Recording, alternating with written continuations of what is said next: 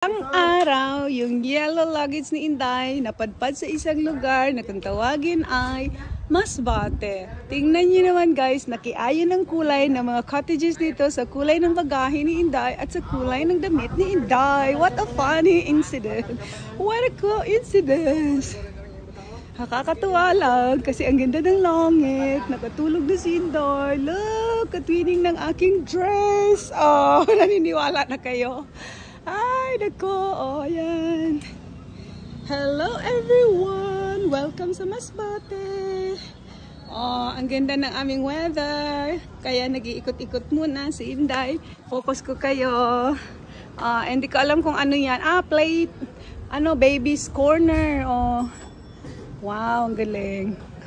Tapos, doon na yung ating tabing dagat, guys. Sige. Kasi inumpisahan ko dun sa umpisa talaga ng Bukana. Hindi ito malaking resort, guys, ha. Tama lang. So, busy na ngayon kasi malapit na daw yung rodeo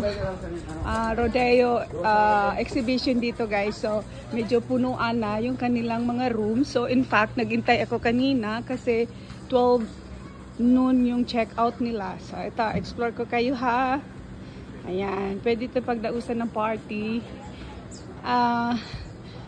Kabilaan lang yung mga rooms. Ayan, o. Tapos, pagdating sa gitna, mayroong swimming pool sa dulo. And then, kung nandun ka sa swimming pool, parang karugtong lang siya ng dagat, which is good. Makikita nyo siya mamaya pag sakaling sipagin akong mag-swimming. So, doon ako sa side na yun nakastay, one of those rooms. Kasi gusto ko kasi, sabi ko if possible, tabing dagat ako para paglabas ko ng kwarto ko is dagat na agad. Kita nyo na ba? Ayan na, ang dagat. Oh, punta tayo dito sa gitna kasi isi-show ko sa inyo kung gaano kaganda yung swimming pool. Parang connect lang siya sa dagat, guys. Maraming may mga nagpipiknik dito. Hindi ko alam kung naka-check-in sila, but yeah. Oh, ayan na yung swimming pool.